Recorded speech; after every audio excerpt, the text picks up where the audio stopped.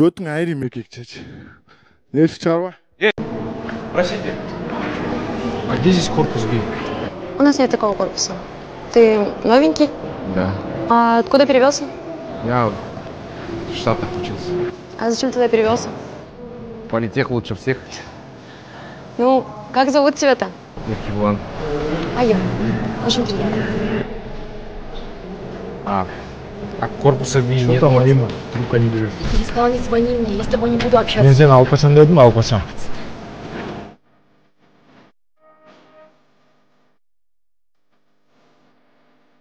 Да, минуту. Ага. А здесь свободно? Да, свободно. А этот с поломанными ушами твой парень был?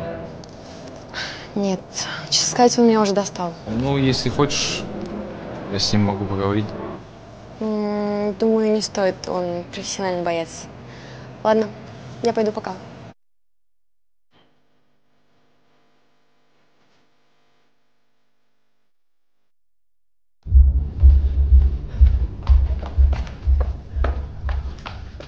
Все, он тебя больше не будет беспокоить.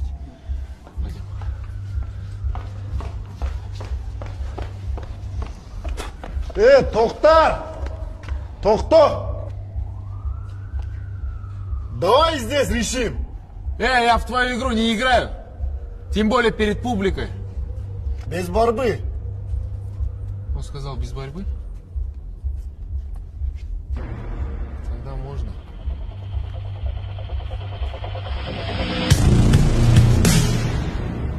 Эй, там драка! Че? Чистостойка? Да.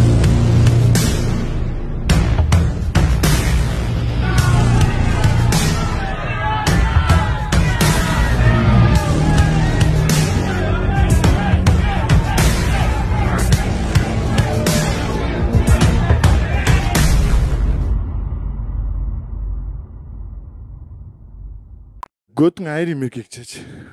Ne çarва? Көт деген әңгіме айтпа. Что? Что хочешь? Давай.